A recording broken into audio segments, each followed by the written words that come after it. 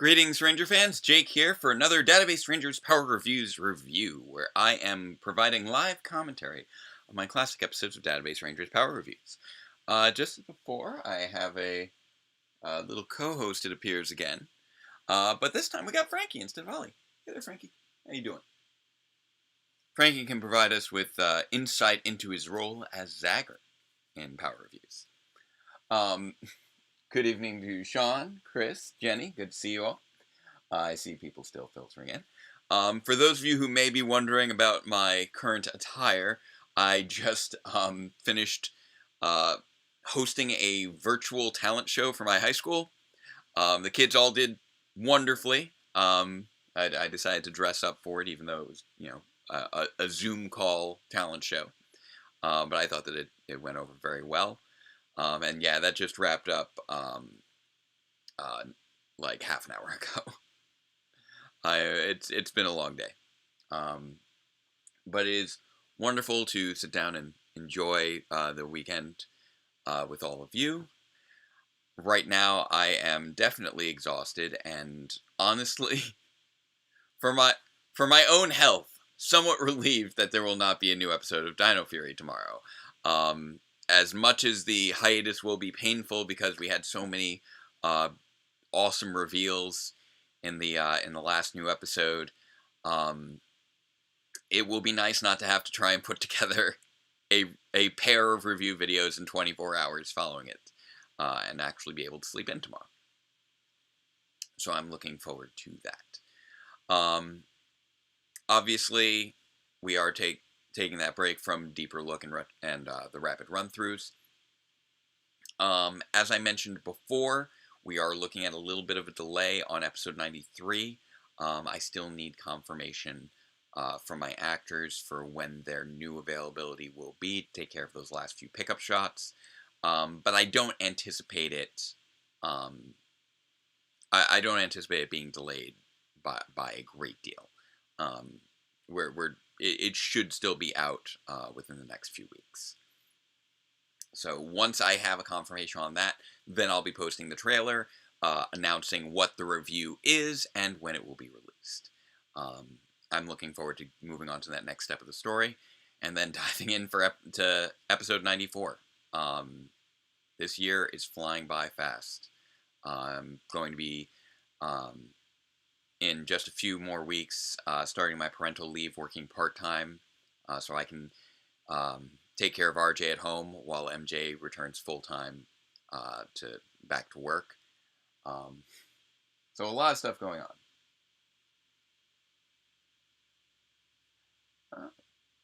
Do I think I'll do a video recap of Dino Fury before the next episode? I'm not sure. I was thinking about it. Something similar to the rapid run-through or the deeper look, but for that first run of episodes. And I'm considering it, but I don't know if I'll actually go ahead and do that. I'm also considering the possibility of doing rapid run-throughs or deeper looks by request.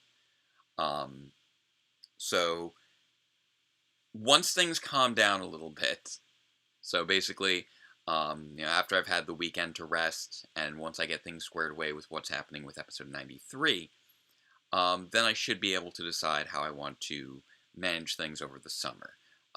Whether I just want to go for a full-on break, or if maybe I might want to do a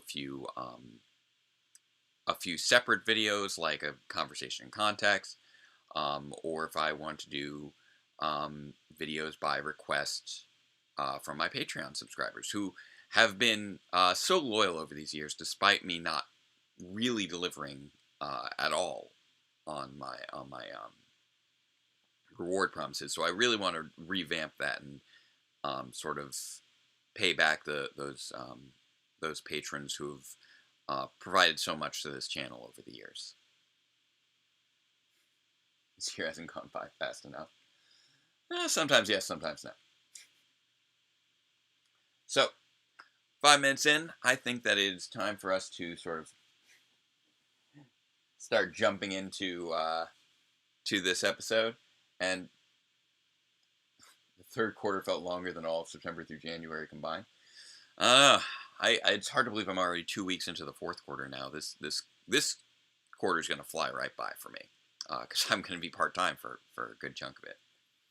But let's not forget our three equally non-controversial phrases. So, number one, say with me, chat. Black lives matter. Number two, say with me, chat. Fascism is bad. And number three, say with me, chat. Superheroes are fun. We should be able to say all three of these in equal breath and equal measure and have them be equally non-controversial. So, welcome Scott, hopping in just the right time. We're about to dive into the 23rd episode of Database Rangers Power Reviews. The review of Power Rangers Megaforce Episode 4, Stranger Ranger, and go. Previously on Power Reviews. Love that sound. That camera. Thanks a lot. The good doctor has modified our camcorder with And this is where you kind of see that things are starting to if there's anything I can do to make it up to you, you make sure to let me know. to tie together more and more. Until then, Like, the gag of the camera has led to so much now. and you want to stay here. Yes. The way that the squee works, Database Rangers Power Review. and obviously has now led to Guy moving into the apartment. Greetings, Ranger fans, Salutations. and welcome to Power Reviews.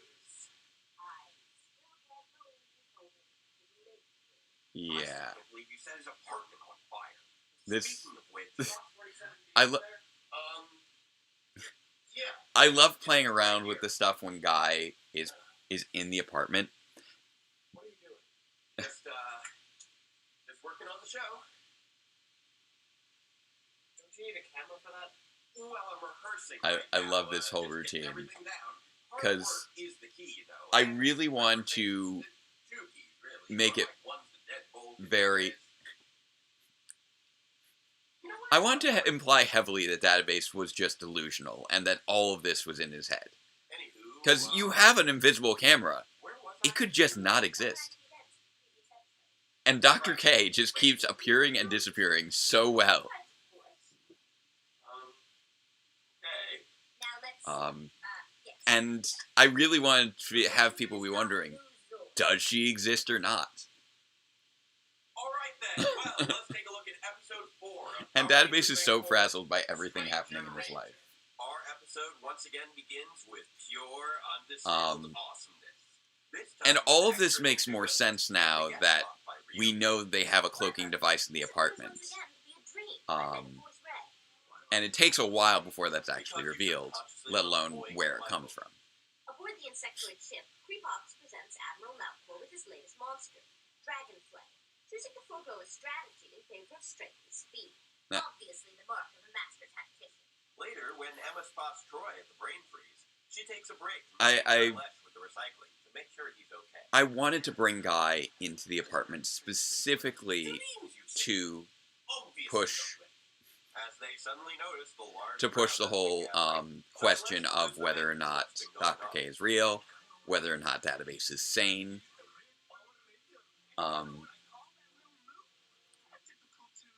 Also, I do actually like this little plot line of someone pretending to be a Power Ranger, because it is something that is not a stock trope that we really see much of. We've seen people pretend to be heroes, or pretend to be the Rangers in terms of bad costumes, but pretending to be a Power Ranger's secret identity is something that's not a common plot. The water bottles. This is going to be a thing, isn't it? So while Troy sees how well his stuntman can Oh, man. blindfolded, the others join Emma I at the don't break. think I knew back then how much of a thing Troy and water bottles would be. I like that I got ahead of that. I was on the pulse of things with that. Speaking of burning, Dragonflay arrives and gets busy Also, attacking the city. those big white boxes, those are actually my old moving boxes from college that I still have and still use for storage. Um, and one funny thing about those boxes is those boxes also served as the air vents for episode 34. Yeah, right here. Before they leave, And Kay just keeps appearing and disappearing every other shot. So much fun. From the crowd, Bakey McBakerson decides to go out and face it himself. And well, it looks like that problem is about to solve itself. The others yes, the pretender in this episode is named Jordan. But Sir Lionelot beats them to the scene. Now, I mean, looks like we have another geographical quandary on our hands. And you may be the Morphin Masters obviously haven't been involved up until very recently. The monster was and the Rangers exited via the rear, so they had a greater distance to traverse. Wait, where were you before? Routine systems check. You didn't want to risk being vaporized again, did you? No. The Rangers arrive on the scene, and Megaforce Red... I have way too much fun with this little blocking back and forth with all the boxes. As I may have mentioned before, obviously I have the theater background, and I especially enjoy directing farce. The choreography of the comedic blocking, characters appearing and disappearing just so. And I really wanted to play around with that here in this show. As we'll see in even more extent in the next episode, where we have a very fun routine with Guy and Dr. K. But this was me just sort of playing around with that. But Troy is a lot more understanding. Now, I will admit, when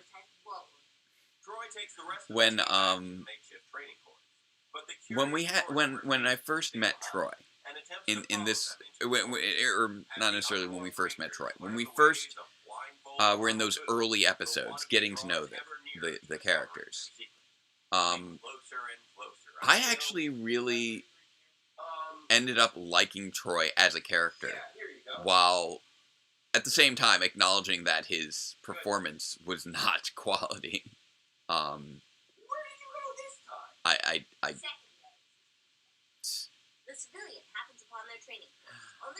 love everything with Database and K in this routine. I'm not trying to, insult the actor in this case. I'm just saying, his performance is well known to be very stiff and awkward in many respects. But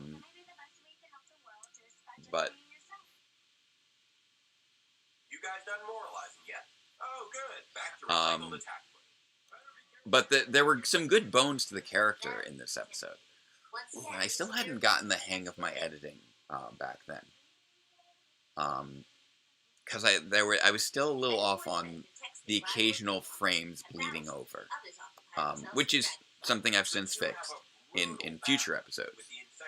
But that's always a little editing gaffe that I see other YouTubers do it too, all the time, and it's always just that little flash of a frame is just frustrating. So I do keep trying to improve my editing when I can. Even if I fall 100 times. Creepox has a considerably lower tolerance for pain than expected, and a double strike from the dragon sword forces him to retreat. Meanwhile, So you think the Z-Wave gave Troy his visions? Interesting.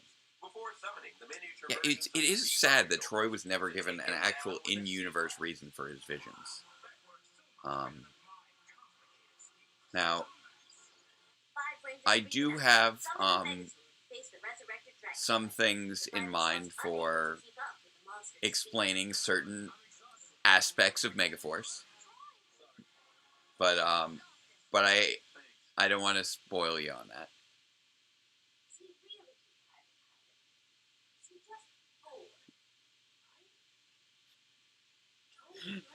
Troy just sort of lays down and takes a nap. It's so weird.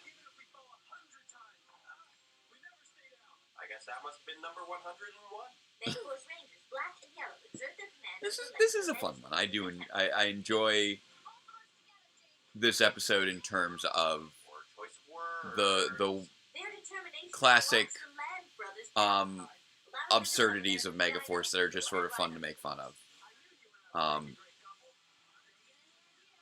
Good save. They combine with the Megaforce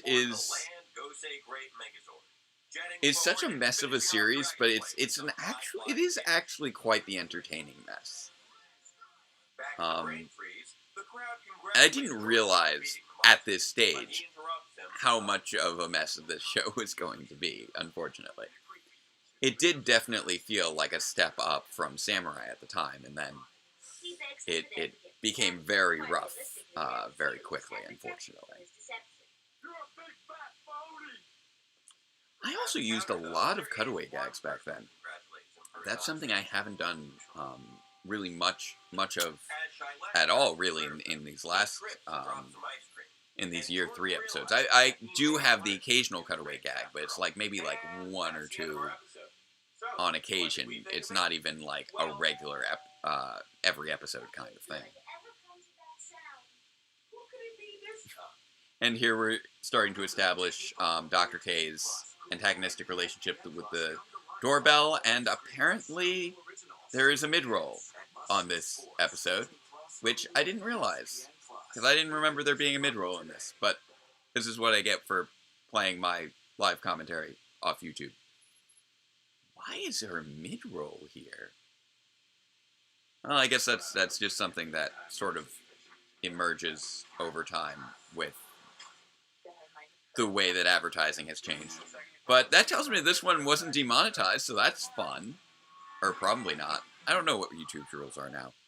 I lose track of these things. They're always changing things. But I suppose this one probably doesn't have the copyright issues that most do. Oh, here we go, opening up the door. Hi. Hi? Is Guy there? Yes. Please release the soft door and touch nothing else. Bye. Bye. It was nice to see you again. I love that it's just like that box is for the sock drawer.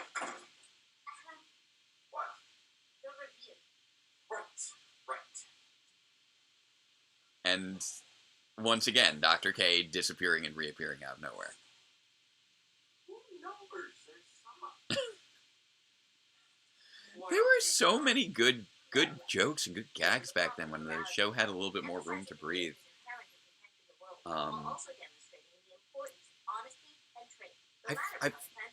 The show has become so I say this so often. The show has become so dramatic in recent episodes that it is really easy to forget that it started as a genuine comedy series. They also attempt to squeeze in one additional moral about the persistency of humanity. This is largely undermined by Exactly when did Dr. K install the taser? Okay, so Yeah, that was pretty weak sauce. it is. I did do that very specifically. So Jenny, you remember the taser that's established later on. There is a line in about 2 episodes where Dr. K says, if I hear that doorbell one more time, I'm installing it with a taser. Then Dr. K disappears for a while. Then she comes back, and in like episode 37, she hears the doorbell and is visibly frustrated by it. So that's the one more time. And so then, in episode 45, 20 episodes after she says it, we actually see the taser occur. So yes, I did actually tease that far in advance. I did intentionally decide to give her an antagonistic relationship with the doorbell and a frustration with the doorbell so that I could use that taser later. Because I was planning out how the last run of episodes for year 1 were going to play out all the way back then. Just as, I spent then a good chunk of year 1 really figuring out what year 2 was going to be. And then a good chunk of year 2 figuring out exactly which episodes I was going to cover for year 3. So, I've known what episodes I was going to cover in year 3 since about like 2014.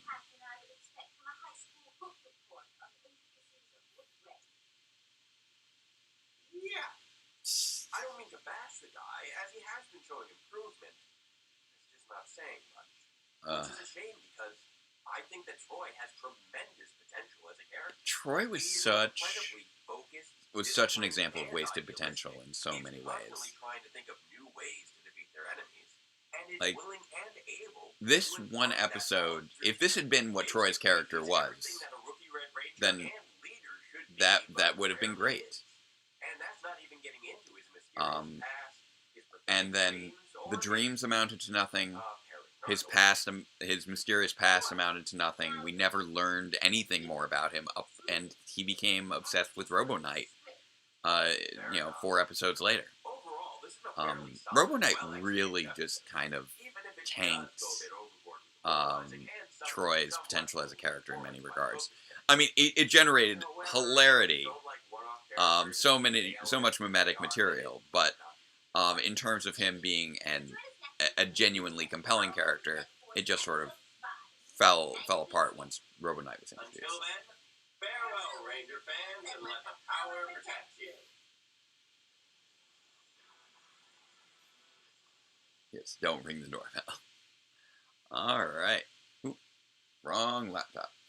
Gotta prevent that from playing the next one. There we go. So, that was episode 23. Next time we'll be taking a look at episode 24.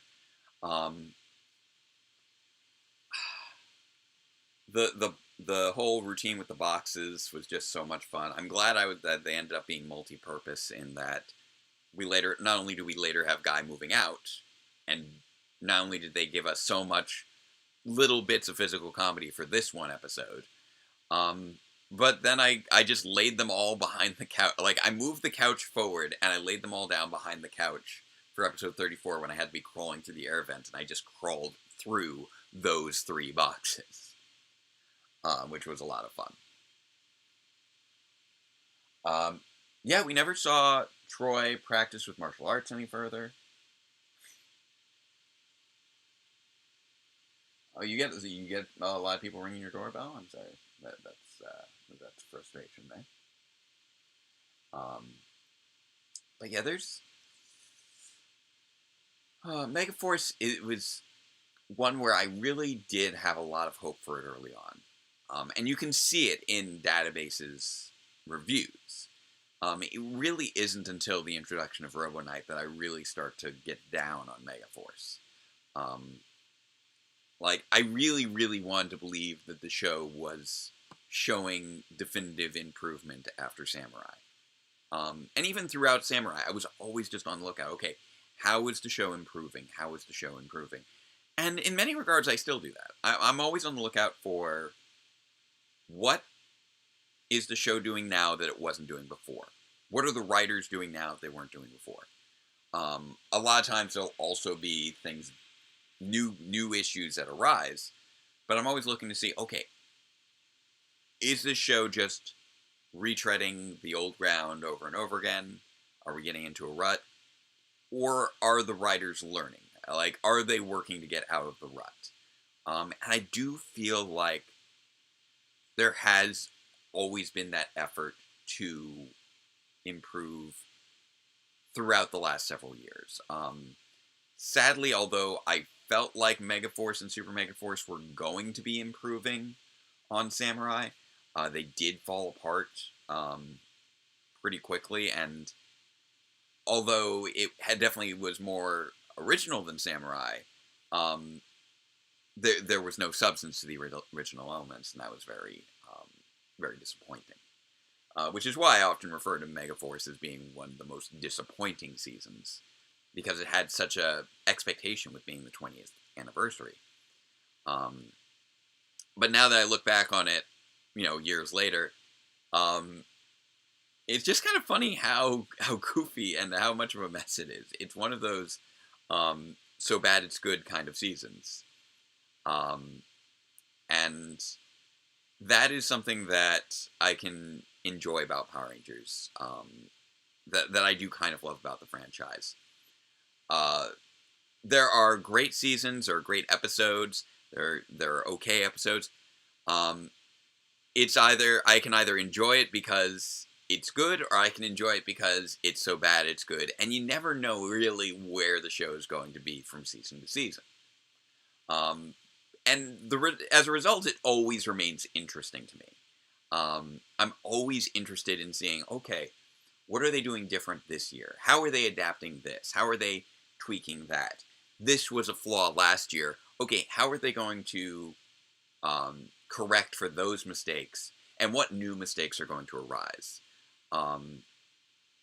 So I know it's never going to be a perfect series. And no show ever is. But it's always interesting just to see what is learned, what new lessons still need to be learned.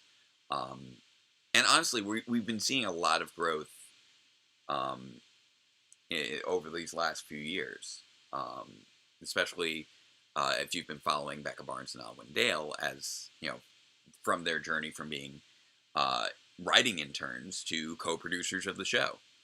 And you can sort of see, okay, Dino Charge, they were, very much following Chip's lead. By Ninja Steel, you see them probably starting to take a little bit more control over the writing, but they're not quite there yet, so they're still learning the ropes, but they have the bones of how the season is structured.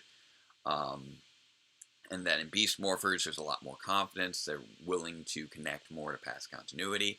And then Dino Fury, we seem to have hit a pretty good stride. There's still flaws, and a number of the flaws that I've identified are with some of the new writers who still are learning the feel of the show, and I never really hold that against them. I don't get unless the show is being in some way harmful in its messaging.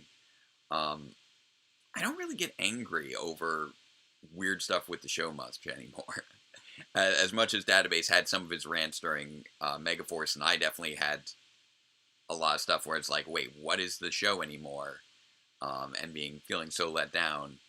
I've learned to take a lot of it in stride, and doing power reviews has really given me a different attitude towards the show that's a lot more curious and academic than it was before, even though I was absolutely obsessed with the show prior to doing power reviews. Obviously, Database Ranger here. I was able to distance myself a little bit more. And I feel like a downside of that is the videos that I do probably don't have quite the same level of fanboy enthusiasm that they used to. And they're and I feel like they're a lot more, they're a little drier as a result, but I feel like I'm digging deeper into interesting things. So that's been sort of how I've evolved over the years. Now, I see a few questions over here. Hey, Aronde, good to see you. Yeah, we did see Troy practicing karate when Robo Knight asked why humans cry, and he said, go talk to Emma, which was just a weird thing. So what aspects of DRPR feel like they could be the Morphin Masters doing? Now, obviously, the Morphin Masters, in their current iteration, etc., were never really written into the Power Reviews story. Because they just weren't a presence in the series when I conceived it.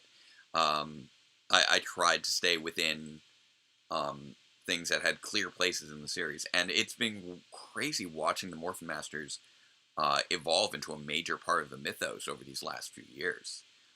There are definitely elements of Power Reviews that could probably tie to the Morphin Masters, but there's... I'll put it this way. There are one or two elements of the remaining story of Power Reviews where there is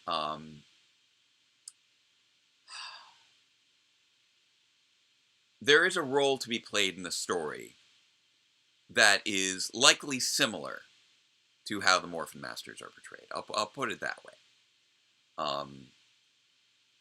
There is something going on in the wings that we have not quite yet revealed. And I'm curious to see what role the Morphin Masters will play in the future of Dino Fury, because it's definitely something that that they're doing a slow burn on, which is something that Power Rangers generally does not do, not in this way. They might have, like a little weak plot thread that only checks in occasionally, but it's rarely something as well teased and well tied into the backstory as the Morphin Masters are. So I'm very curious to see what role they're going to play in the present day story of Dino Fury.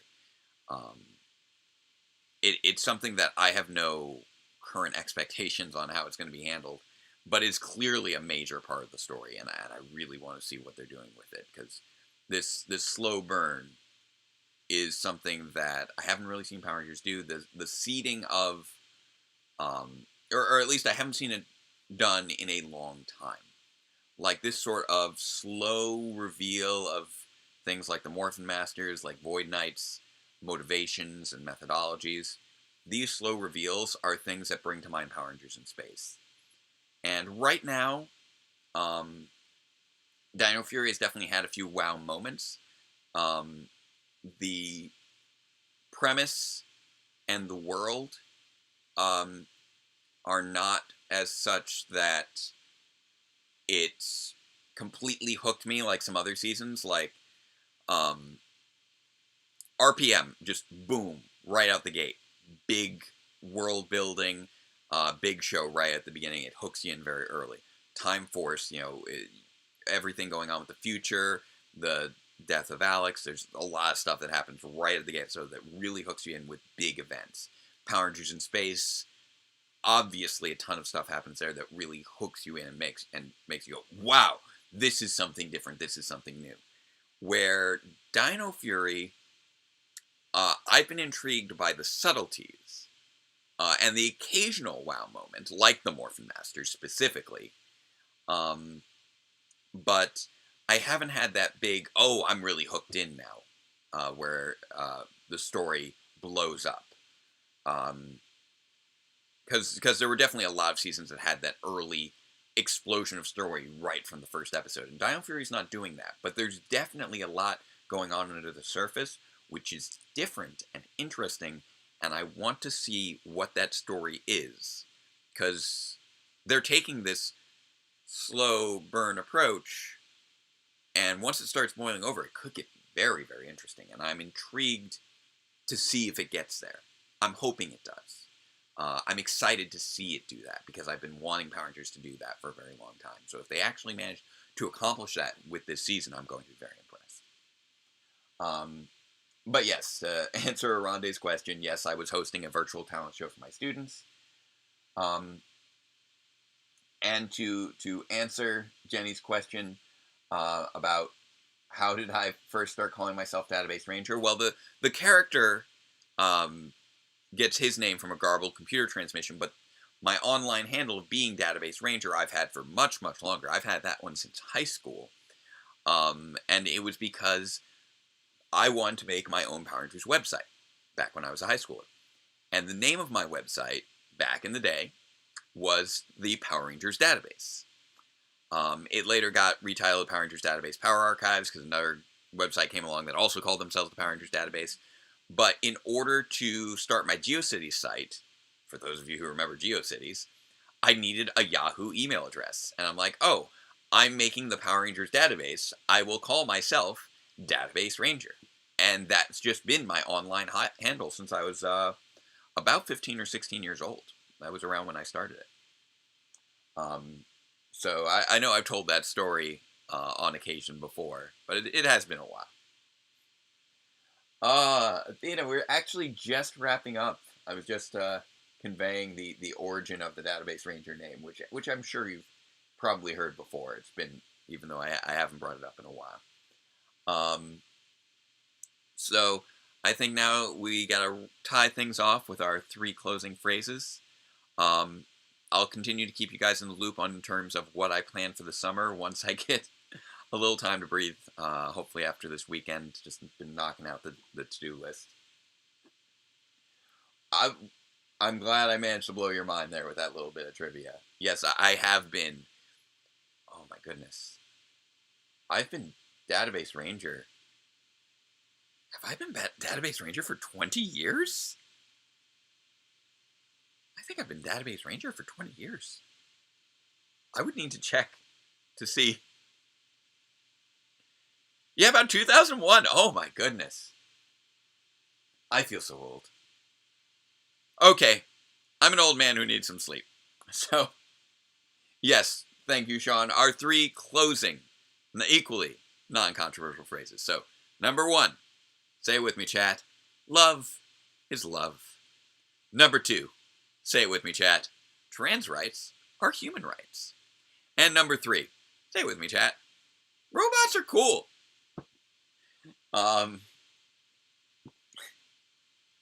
So, thank you all for joining me. I hope that you have a wonderful evening, a wonderful weekend. I look forward to seeing you again next week, and to delivering the next episode of Power Reviews for you this May, and determining what will come this summer. But until next time, farewell, Ranger fans, and let the power protect you.